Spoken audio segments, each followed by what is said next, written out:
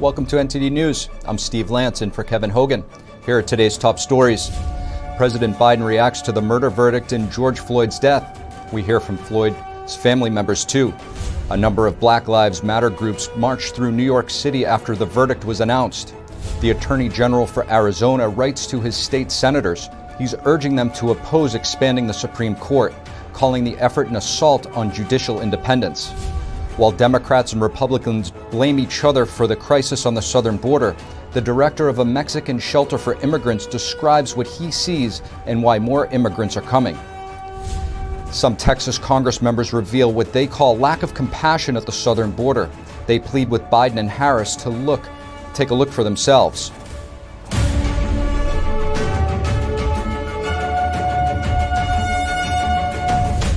President Biden says he's relieved about the murder verdict in George Floyd's death. He told Floyd's family he's anxious to see them and that together they're going to get police reform done.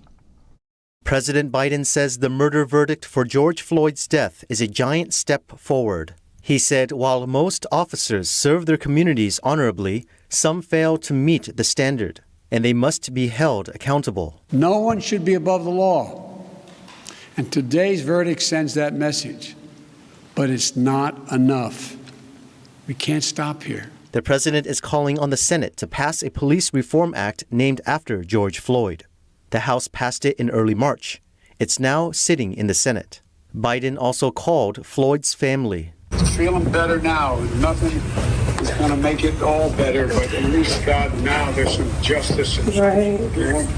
And I think a John is coming. My dad is going to change the world. He's going to start to change it now. And George Floyd's brothers spoke at a press conference Tuesday after former Minneapolis policeman Derek Chauvin was convicted of murder. I feel relieved today.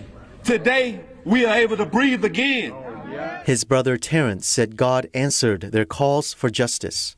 Floyd's girlfriend says the jury's decision shows the country wants justice. This is a huge day for the world. Chauvin could face up to 75 years in prison for second-degree murder, third-degree murder, and second-degree manslaughter. The judge said Chauvin's sentencing will be in 8 weeks. Legal experts tell Reuters that Chauvin is likely to try to overturn his verdict. Potential reasons include a jury tainted by media coverage and the controversial comments made by Congresswoman Maxine Waters during the trial. In New York City, various groups gathered last night after the verdict was given. Some of them had already announced days ago that they'll protest on the night of the verdict. NTD's Arian Pazdar tells us more. We're here in Brooklyn, New York City at the Barclays Center, where Black Lives Matter protesters are gathering after the verdict of Derek Chauvin. I am not celebrating tonight. So the crowd is walking down Flatbush Avenue right now. It has been peaceful so far. People are screaming and chanting, but no violence has been seen so far. It's only screaming and chanting.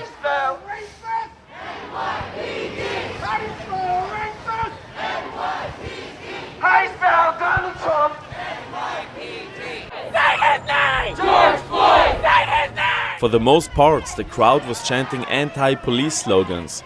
They regularly stopped at intersections and other points to hold short speeches. From what we see, they were attentive not to hurt or damage cars or people on bicycles who just happened to pass through. We tried interviewing protesters, but almost none of them wanted to speak to us. Only 2 did. It is not enough, and it is a step in the right direction. There is so much more work that needs to be done, and we need to face that, and everybody needs to face that.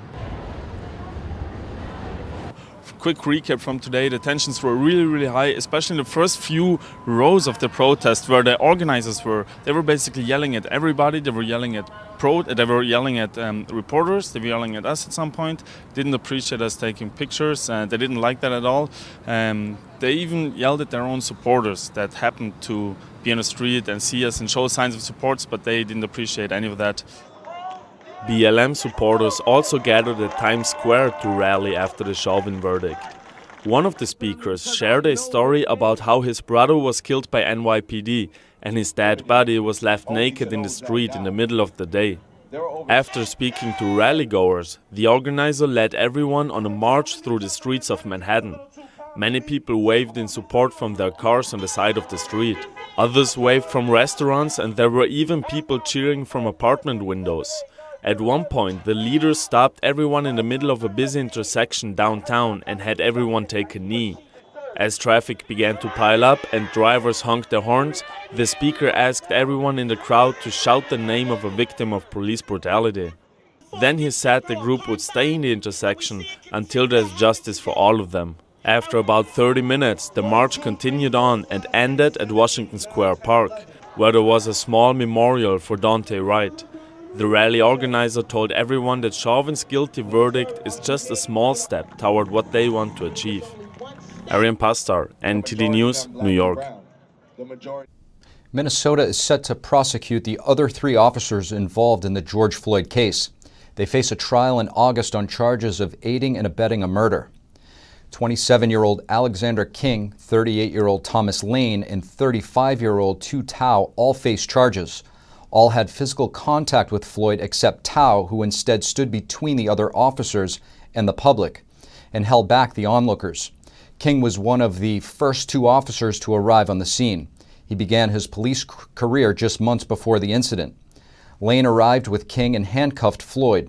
Lane started his job just days before the encounter. The crime comes with a sentence of up to 40 years in prison, but could be reduced to 15 years. Arizona Attorney General Mark Brnovich says he's disturbed by efforts to expand the number of justices on the Supreme Court. He writes to his state's senators, urging them to oppose the plan. Arizona Attorney General Mark Brnovich wrote the letter to the state's Democrat senators Kyrsten Sinema and Mark Kelly. He tells them that the Constitution creates a unique set of checks and balances to defend against tyranny, and packing the court breaks that balance by directly assaulting judicial independence. Brnovich says history shows that past attempts to expand the court haven't been noble. He says, in fact, these misguided actions have almost always attempted to bypass the principles of the Constitution in a quest for more power. Brnovich notes that even the late liberal Justice Ruth Bader Ginsburg opposed the idea. So does current liberal Justice Stephen Breyer. Brnovich's letter comes as House Democrats introduce a proposal to expand the number of justices from 9 to 13. Expanding the court by 4 seats would give Democrats just enough seats to overcome the court's conservative majority. Nancy Pelosi says she does not have plans to take up the proposal, but President Joe Biden created a commission to study making changes to the Supreme Court, and Pelosi says she is waiting for that commission to make recommendations. A shelter in central Mexico gives migrants a break along their dangerous journey. The shelter director says more migrants are coming because of what President Joe Biden is saying. The Sagrada Familia shelter sits at a strategic crossing point for migrants on their way to the U.S. It provides food, shelter, and a place to rest. Nearby a stop for northbound cargo trains. The migrants use the trains to continue their trek toward the U.S. border. Here, people swap the dangerous tales of their voyage, traveling on top of a moving train, dodging drug gangs, and battling hunger and fatigue. Jennifer Contreras left Honduras on foot with her young child. Thanks to God, I have come across good people that have helped me, and from there I have taken on the struggle. We have endured the cold because we jumped on the train without anything to cover us up.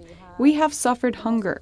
The shelter director says more people are coming since President Joe Biden took office. The discourse of the current president of the United States, Joe Biden, has seen an increase in the flow of people. He says the U.S. and Mexico are trying to work together to stop the flow of migrants, but it's not working. We are seeing an increased control policy, but at the same time, there's no way for the Mexican state to stop them. Contreras says she isn't sure if she'll get to live in the U.S. For now, she's using the shelter, and from here will ponder her next steps on her quest.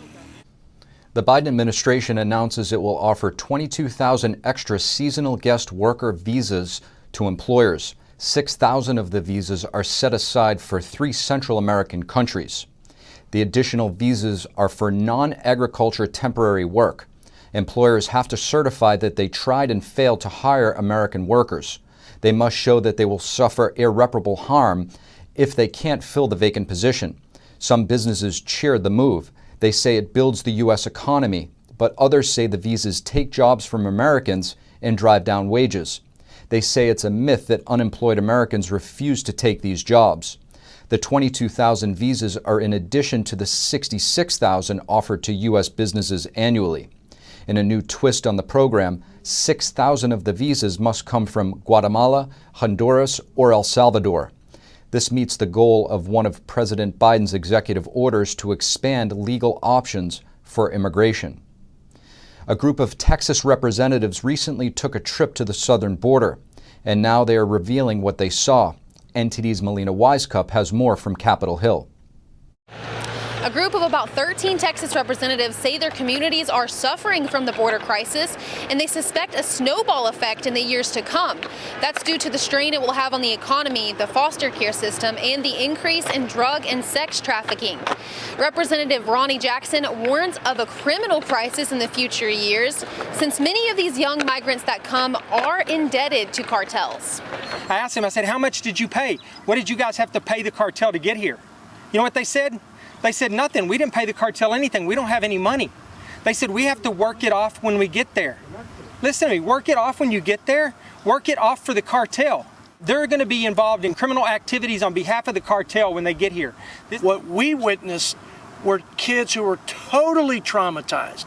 As for Representative Kevin Brady, he worries that this unprecedented surge will victimize America's foster children. Health and Human Services is responsible for finding long-term care for unaccompanied minors, and many of them that you see in the border will be placed in America's already overburdened foster care system. The group toured a facility that is meant to hold 250 people, but they saw 5,700 laying side by side. They're supposed to be there less than 72 hours, but some of them were there. Some of the women in particular were there for almost 30 days when we got there. They were somewhere between 25 and 30 days that they'd been there. Even getting this photo proved difficult for them.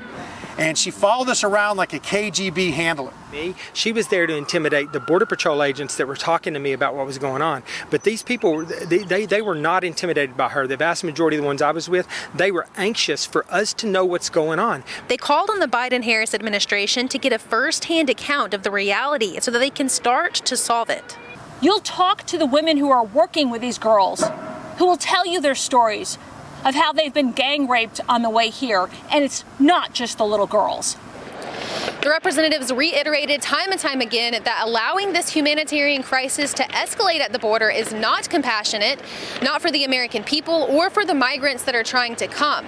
They say they know Democrats don't like Trump, but urge them to acknowledge some of his policies that did help quell some of this chaos at the border, such as the Remain in Mexico policy. But they say their pleas fall on deaf ears. In particular, Representative Jackson says every time this topic is brought up in the House, it gets ignored across the aisle. Vice President Kamala Harris is planning a trip to Guatemala and Mexico, but has yet to secure a trip to the southern border. Reporting in Washington, D.C., Melina Wisecup, NTD News. More than 200 National Guard troops are being called to the southern border. Arizona Governor Doug Ducey is declaring a state of emergency there. He says it's due to a surge of undocumented immigrants who are in federal custody. In a written statement Tuesday, Ducey said his state needs the protection. He also blasted the Biden administration for not taking appropriate action. He pointed out that Arizona is providing $25 million to help pay for the mission, and added the troops will monitor surveillance systems and provide medical assistance for those at detention centers. Ducey is scheduled to make a visit to a border area on Wednesday. Coming up, the founder of Project Veritas is suing Twitter. He says Section 230 protected the tech giant in the past, but it won't protect Twitter against his defamation lawsuit. And New York City prepares for an increase in crime amid a rise in gun violence and the warmer weather bringing out more people into the streets.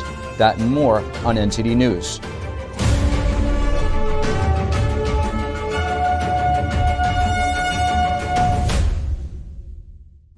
Vaccine advisors to the CDC are expected to recommend the Johnson & Johnson vaccine be administered again under restrictions. It's expected that the advisory panel will give specific recommendations on Friday about which people may be best suited for the single-dose vaccine.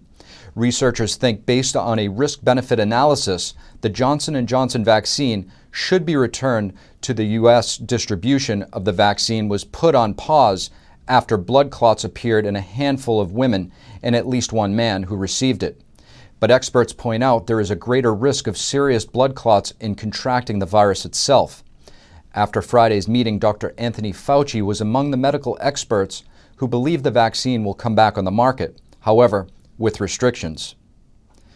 James O'Keefe, the founder of undercover journalism nonprofit Project Veritas, has filed a lawsuit against Twitter. This is after the tech giant permanently banned him from the platform. Now O'Keefe is suing for defamation. O'Keefe announced he would sue Twitter shortly after his permanent ban. On Monday, we are filing a lawsuit. We are going to sue them. He followed through and filed a lawsuit in the Supreme Court of Westchester County, New York on Monday. His lawsuit claims Twitter knowingly defamed him in their statement explaining his permanent suspension. The suit says the false accusation that O'Keefe operated fake accounts is particularly damaging since he's a journalist, because his profession relies on his reputation for transparency and accurate reporting. Twitter permanently banned O'Keefe, who had over 920,000 followers on the platform, on April 15th. The social media giant disseminated a statement to journalists accusing O'Keefe of operating fake Twitter accounts. Despite Twitter's claims, a number of people find the timing of the ban dubious, including O'Keefe. This is not a coincidence. This is sick. In the days leading up to the ban, O'Keefe released a series of undercover videos showing a CNN employee speaking about the network's efforts to remove President Trump from office and intentional fear-mongering for the sake of ratings. COVID, gangbusters at ratings, right? Which is why we constantly have the death toll on the side. Look what we did. We got Trump out. I am 100% going to say it. And I 100% believe it, that if it wasn't for CNN, I don't know that Trump would have got voted out. In response to O'Keefe's ban, Donald Trump Jr. wrote on Twitter, in case you haven't figured out how it works by now, CNN spreads propaganda to elect Democrats, and then Twitter runs interference to protect CNN. They're all on the same team. Twitter also suspended 2 separate Project Veritas accounts in February. O'Keefe says Section 230 has protected Twitter in the past, but he claims the social media giant won't be protected from his defamation lawsuit. And New York City is preparing for more crime over the summer. They're opening a new precinct and introducing other measures. NTD's Arian Pazdar has the story. The new police precinct will be New York City's 116th. New York City's mayor announced the build located in Southeast Queens on Tuesday. These are things that the community has said will improve the quality of life, that will allow the community to get what they need. Some pointed out it's odd that they are now opening a new precinct, since the mayor's administration has been advocating for police reform and defunding the police.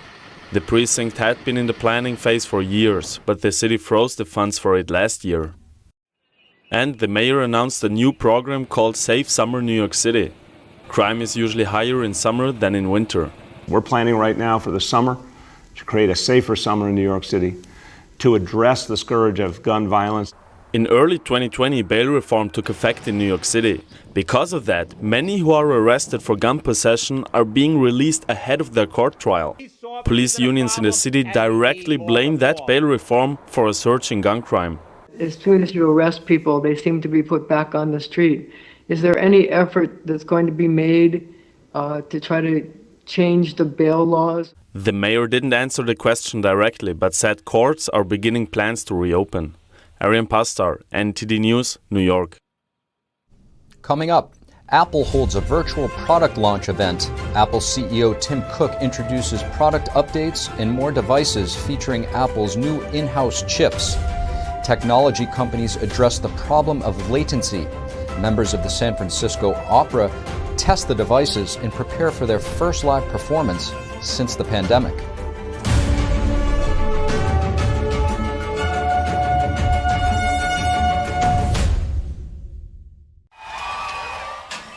When the game's over and it's time to go home, sometimes your car has other plans. That's why I drive with CarShield. As expensive as car repairs can be, I wanted the best defense around. And with CarShield's administrators, they make sure that you don't get stuck with expensive car repairs like this. Did I forget to mention that with CarShield's network, I also get 24/7 roadside assistance, towing, and rental car reimbursement included. That's peace of mind every driver needs. I saved close to $9,000. If it wasn't for Car Shields, I wouldn't have my car. I gotta tell you, it's quite a relief not to worry about expensive car breakdowns anymore. And with Car Shields administrators, you can choose your favorite mechanic or dealer to do the work. Plus, it's easier than ever to get America's favorite car protection. There's no long-term contracts, and coverage is affordable for every wallet size. If I didn't have Car Shield, I would have been out of pocket $7,000. As a parent of 3, I couldn't have that. I trust Car Shield administrators because they paid my claim. Talk about MVP protection for less than the cost of a ball game. Take it from me, the boomer. Nobody wants to go through the headache of an expensive car breakdown on their own. If you're driving without a warranty, you have to call Car Shield. Yeah, you do. So do yourself and your car a favor. Call Car Shield. They're your best line of defense against expensive breakdowns. Car Shield administrators paid almost $4,000 for my repairs. Car Shields is wonderful. They saved me $1,300. With Car Shield, I saved $4,100 on my first repair. Over 1 million happy drivers couldn't be wrong. Call Car Shield now. Protect yourself now against expensive auto repair bills. Call Car Shield for a free and instant protection plan quote. Once your car breaks down, it's too late. Call 800-781-2990, 800-781-2990, 800-781-2990.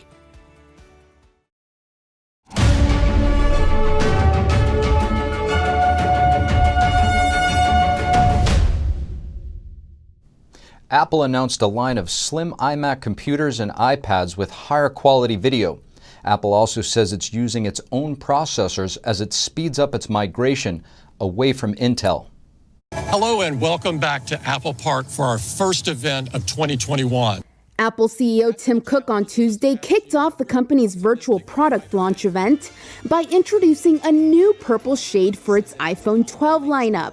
We're so excited to introduce a new, gorgeous purple. A new line of slim iMac computers. The all-new, completely redesigned iMac is more personal, more powerful, and more capable than ever. And new iPads that use its own processors. We've all been spending more and more time on video calls. Both the new iMacs and iPads come with higher quality video, catering to a work-from-home world. It comes after the company received complaints from consumers that the computer's cameras had not kept pace with the company's iPhones and iPads during an era of pervasive video calls. It's the best camera we've ever put in a Mac.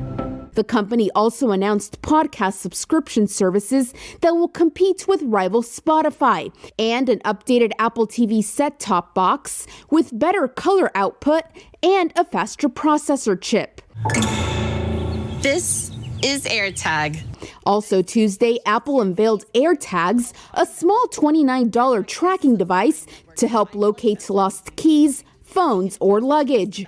The AirTag announcement could result in a new round of complaints to lawmakers that Apple is hurting smaller rivals. Tile, a private company that has sold a competing tracker for nearly a decade, last year testified before the U.S. House of Representatives that Apple's App Store rules had made it harder to use Tile's products. Tile will be called before the U.S. Senate to testify on Wednesday. As millennials start to grow up, a new poll shows over half believe student loans weren't worth it. NTD's Colin Fredrickson reports. A new CNBC survey showing 52% of older millennials regret taking out student loans. I definitely feel that my student loans were not worth it, especially now that I'm $90,000 in debt. 68% of the 1,000 surveyed adults aged 33 to 40 are still paying it back. Student debt makes me feel anxious and feel like I'm behind the 8 ball because of the amount of money that's due. Respondents on average borrowed $21,880 to pay for college. Many have had to delay buying homes and starting families. Millennials are very challenged by student loans, partly because of the opportunities to gain income and the tougher job market, the tighter job market. It's harder for students to get in. Degree holders are still generally better off, with higher earnings and better job security. But the debt isn't worth it for many. Borrow the least amount that you can possibly borrow, one.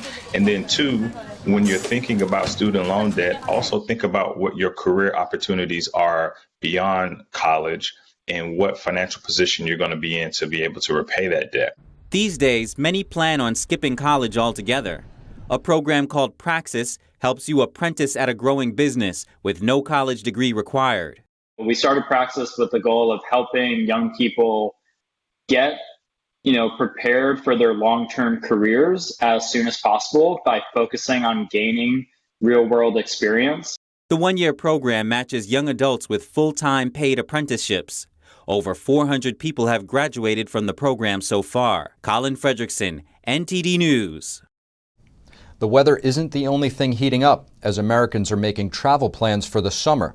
More than 2/3 of Americans plan to travel for vacation over the summer. That's according to a new survey by TripAdvisor. Of those traveling, nearly 75% will stay domestic, with 13% traveling internationally. The hottest amenities following the pandemic are clean hotels with free cancellations, as well as those with dine-in options. Beach getaways top most Americans' travel wish list, with Florida and Mexico being the most popular destinations. Technology companies are leveraging the lockdown difficulties of the music world to refine digital technology. One device that reduces latency is bringing the booming sounds of a live orchestra right into people's homes. NTD's Andrew Thomas has the story. Latency is the lag between producing a sound and it being heard. Using internet technology, tech companies can recreate the sound experience of a live performance, even when artists and audiences are apart.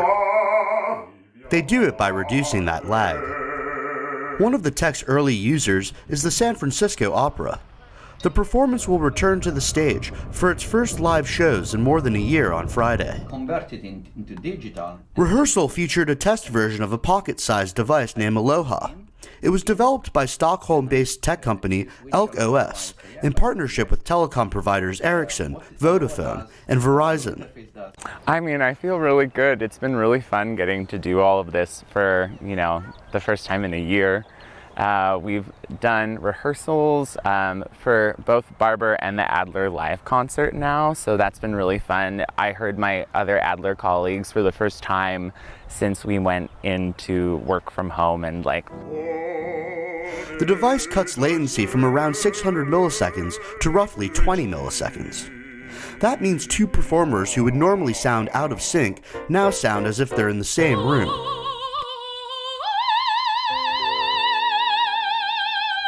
Soprano Anne-Marie McIntosh said she was surprised at the Aloha device's capability. It definitely feels live. I was shocked with how little lag. Certainly to my, I feel quite trained ears, there wasn't a perceptible lag. So that was shocking to me that technology has advanced that far. Future uses of the technology could be applied to areas like remote surgery, where a stable level of latency is critical. Andrew Thomas, NTD News. And coming up, media censorship watchdog Reporters Without Borders says the Chinese regime has ramped up its disinformation efforts to unprecedented levels following the start of the virus pandemic. And a bombshell report reveals that Chinese telecom giant Huawei has access to over 6.5 million cell phone users' data in the Netherlands. It may have even been able to access the country's prime minister's phone calls.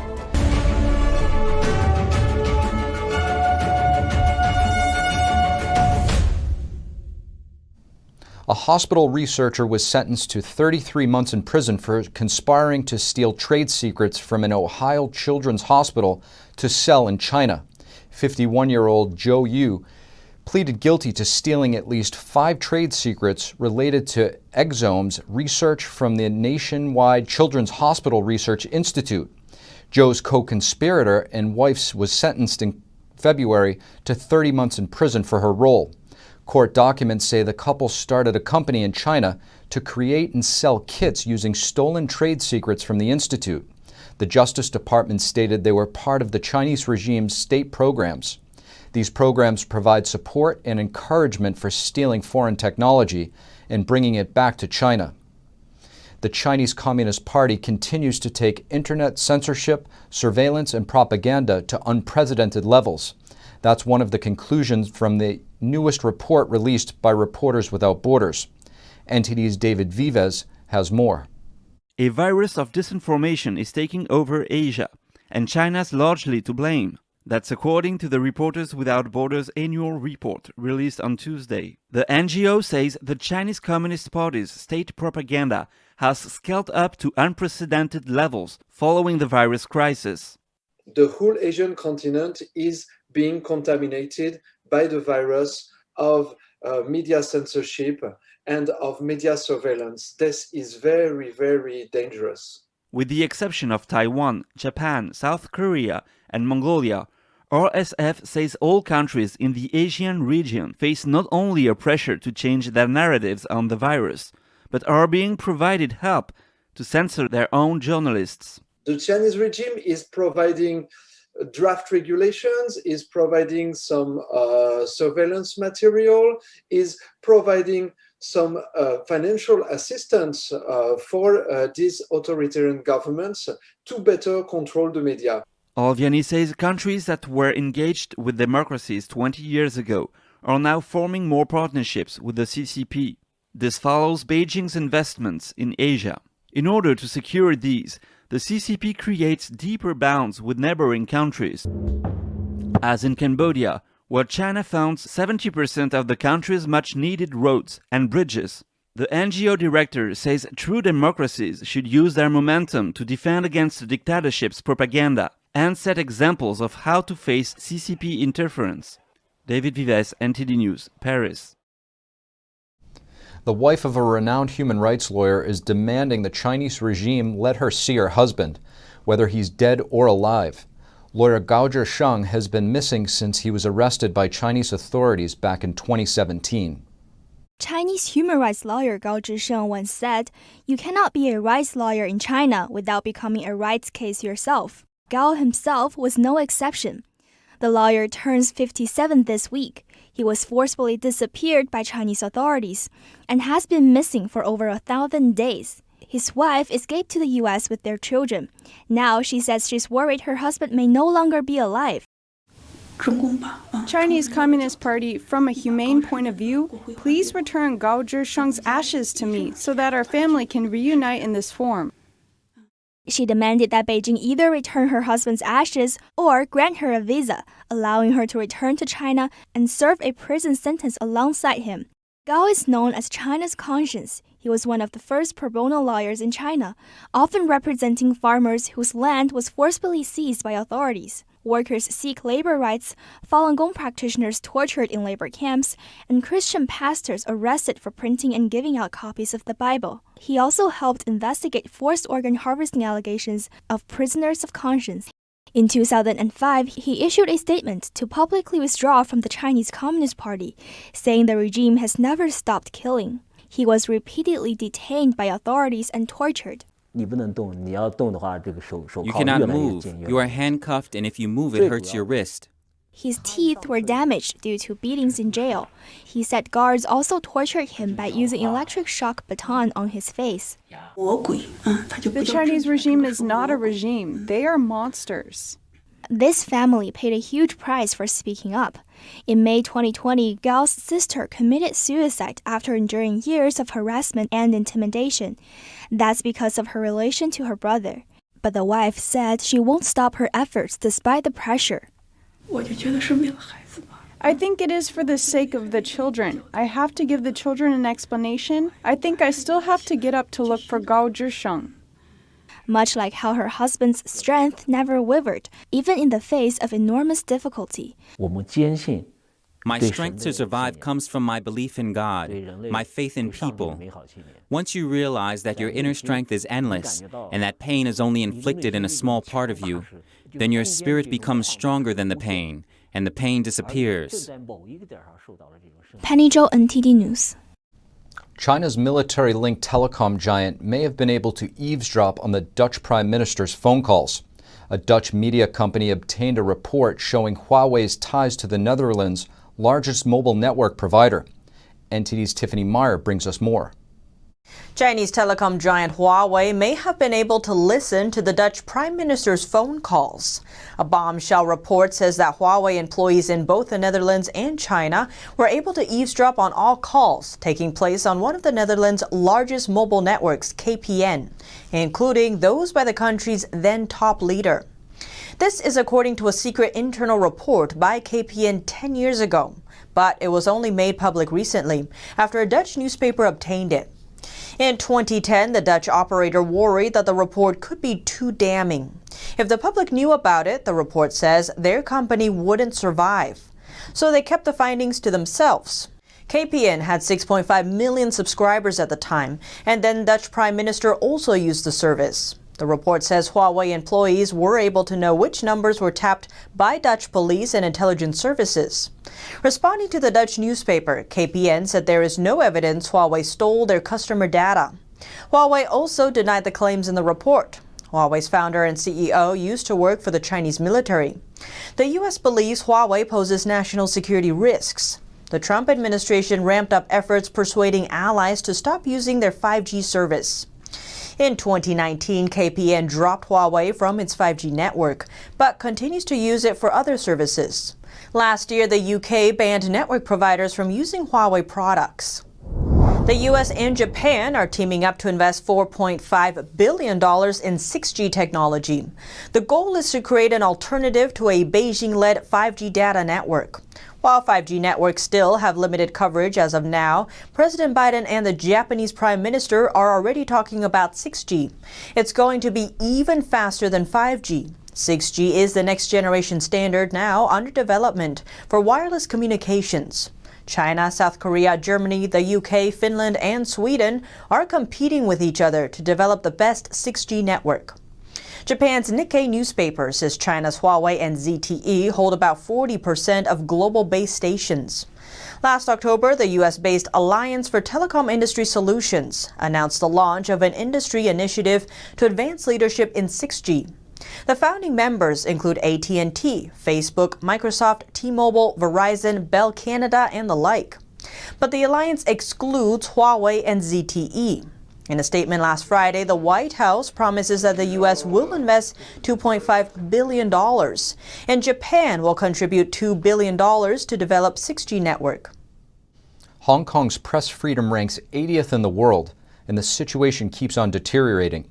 This is according to Reporters Without Borders' annual report, which was just released. Press freedom in Hong Kong keeps on deteriorating. The city is currently in the 80th place among 180 countries and regions across the world.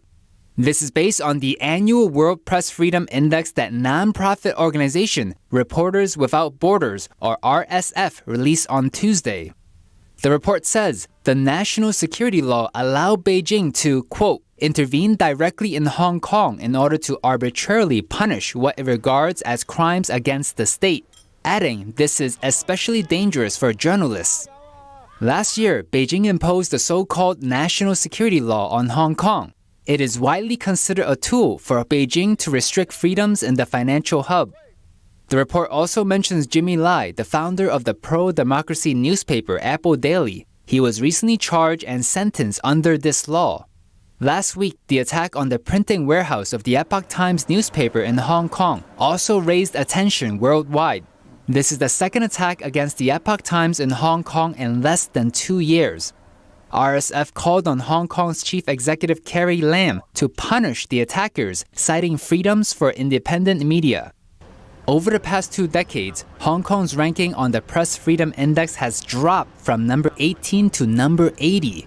Meanwhile, Communist China remains number 177 on the index this year, and it is among the world's worst suppressors of press freedom. So what can Congress do to help Hong Kongers resist Beijing's crackdown? Exiled Hong Kong lawmakers and activists share their thoughts with U.S. Congress members and the Defense Forum Foundation. NTD's Allison Lee brings us the details. Exiled former Hong Kong lawmaker Ted Hui tells the U.S. Congress sanctions against Beijing and Hong Kong officials are very efficient in helping Hong Kongers resist Beijing's crackdown. First thing that I would say that is to strengthen the sanctions and to widen the sanctions as well, because the Hong Kong's Human Rights and Democracy Act is powerful. It is something that's influencing behavior of high officials in Hong Kong. But speaking at a Congressional Defense and Foreign Policy Forum Tuesday, Hui also says the number of sanctioned officials is limited. Exiled Hong Kong student democracy activist Joey Siu agrees.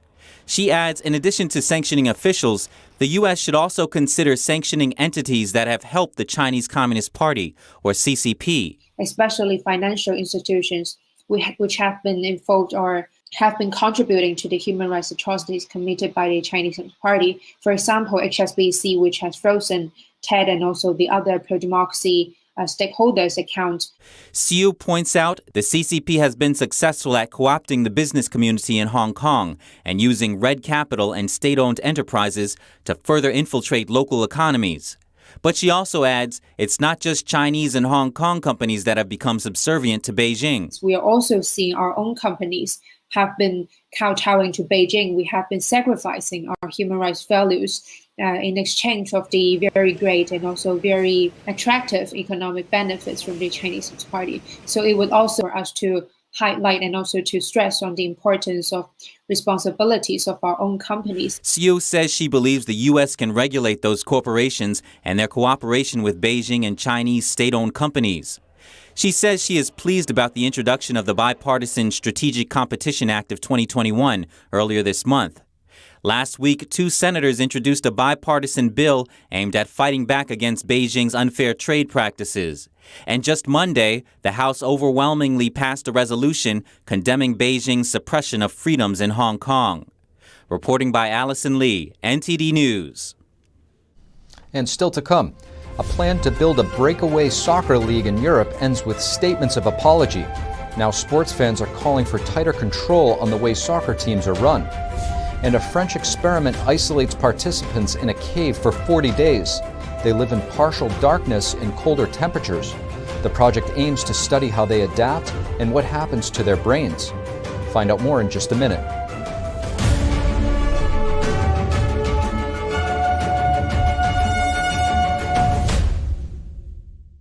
If you're like me, and I think it's actually most of us, then you're getting really fed up with the nonsense going on inside the banking system. I mean, we've worked hard our entire lives to retire comfortably. We just recovered from the crash of 2008, and it seems like it's about to happen all over again. Look at the too-big-to-fail banks. They're only getting bigger as the Fed hands them trillions of dollars daily, while simple folks like you and me, we're only getting the short end of the stick. That's why I'm glad I found this book called The Bank Failure Survival Guide. Give us a call, and we'll send you a free copy with no obligations whatsoever. Just one American to another, telling you about some options that you might not have considered. Call 866-239-2619 today for your free copy of the Bank Failure Survival Guide. That's 866-239-2619. It's just clear as day. The media, whether it's broadcast, cable, or print media, has become extremely biased. And I started looking online for alternative ways to get information. And I saw an ad for a free trial. And I looked at it and I said, Epoch Times. I mean, come on, this is end of days type of stuff. I mean, what are they going to be talking about here? And I said, well, it's a free trial. Let me dig in. Is it giving me both sides? Is it giving me an objective point of view here? I have looked for opportunities to see where they might be biased, and I don't find it. It has given me a level of trust in media that I didn't think I'd ever get back. I love the Epoch Times because it has renewed my faith in the idea that a reliable, responsible, non-biased source of information is available. And I can say that I love it because of that.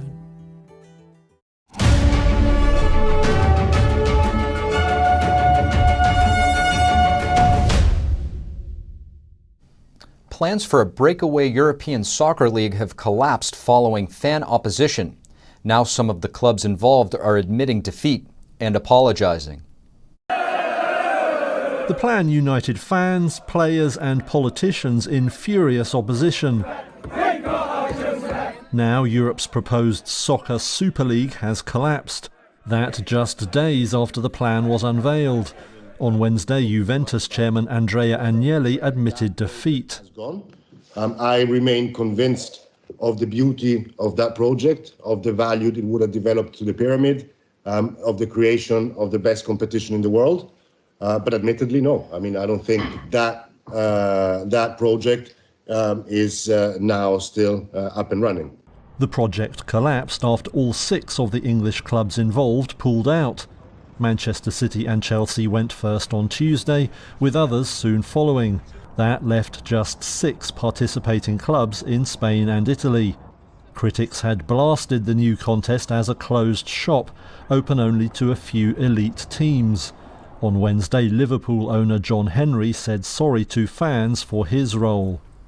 I want to apologize to all the fans, supporters of Liverpool Football Club for the disruption I caused over the past 48 hours. Goes without saying, but should be said, that the project put forward was never going to stand without the support of the fans.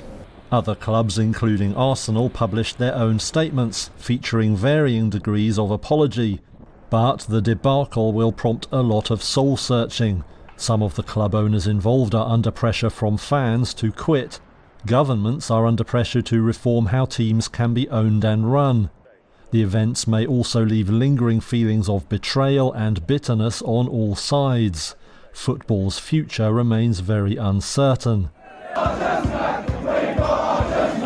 But for now at least, fans can celebrate a rare victory over the sport's billionaire overlords.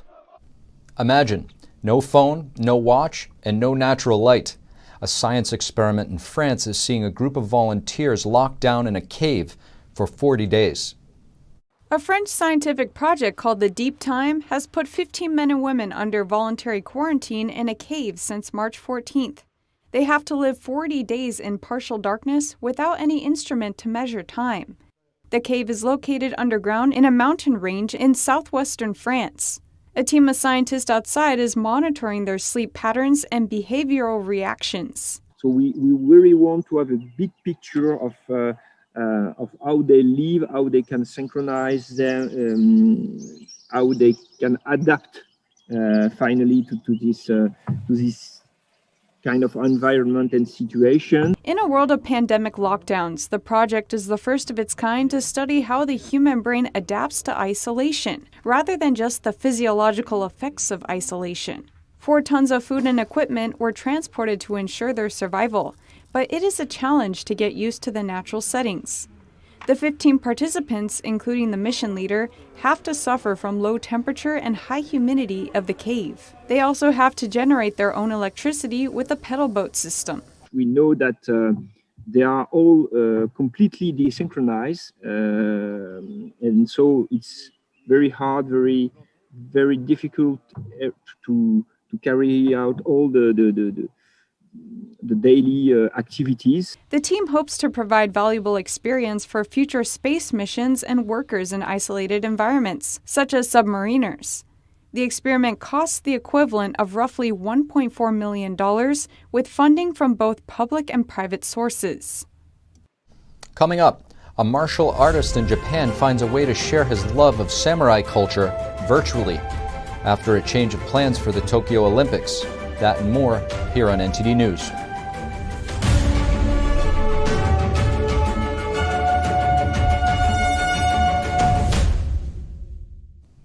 The draw for the soccer competitions at this year's Tokyo Olympics took place in Zurich, Switzerland. It resulted in some intriguing matches to look forward to at the upcoming Summer Games. The draw to determine the matches was held virtually due to the pandemic. The men's draw saw 2016 champions Brazil placed in Group D with 4-time FIFA World Cup winners Germany. The women's draw sees 2016 silver medalist Sweden face 4-time winners USA cross-sea rivals Australia and New Zealand make up the rest of Group G. In a pre-recorded message, International Olympic President Thomas Bach says the soccer tournament will be the light at the end of the tunnel of the CCP virus pandemic. The tournament is scheduled to run from July 21st to August 6th. A martial arts expert in Japan is sharing his knowledge with foreigners online. He had hoped to do it in person during the Tokyo Olympics, but the spectator ban means he'll have to do it virtually, for now. NTD's Andrew Thomas has the story. Koshiro Minamoto was hoping to welcome foreign tourists to his classroom in central Tokyo to introduce them to the arts of the samurai. But when the Tokyo 2020 organizing committee decided to hold the games without foreign spectators, he was forced to scrap his plans. Minamoto has studied martial arts for 35 years, and he's known for his invention of bugaku. The warrior dance is a unique type of performance art. It combines the styles of samurai swordplay with the song and dance of classical Japanese drama. I perform bugaku here because I want to tell people that the samurai were not always fighting or practicing martial arts. They were also educated people who enjoyed culture, such as no theater and tea ceremony. I would like everyone to experience such an aesthetic sense of the samurai, and that's why I teach people bugaku here. He's been teaching bugaku to mainly foreign tourists for the past 10 years. Minamoto had hoped his business would thrive during the Tokyo Olympics. He spent around $45,000 on equipment and renovations for his school in 2019 to prepare for the flood of foreign tourists.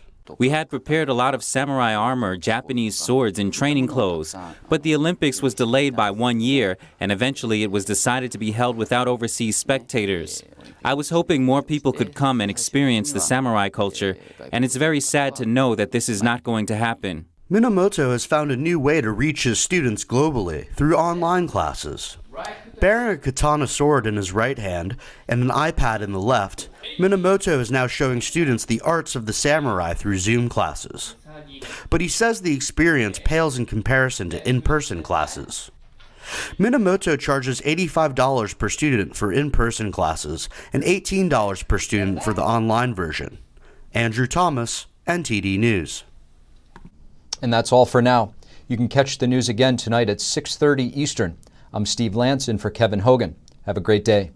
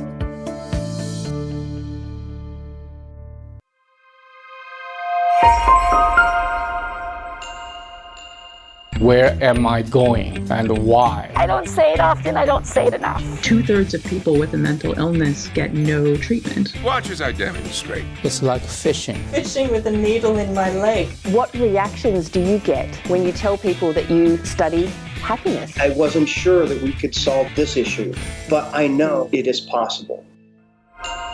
Depression rates skyrocketed in 2020. Signs of depression tripled almost everywhere across the nation. And so far in 2021, we haven't seen enough signs of it dropping. So what can we do to help ourselves, our loved ones, and our communities?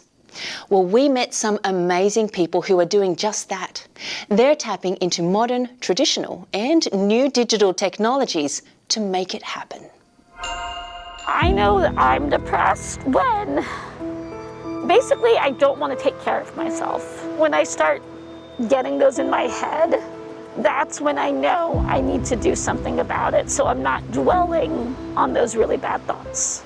I do believe there was depression totally coming from the spiritual confusions.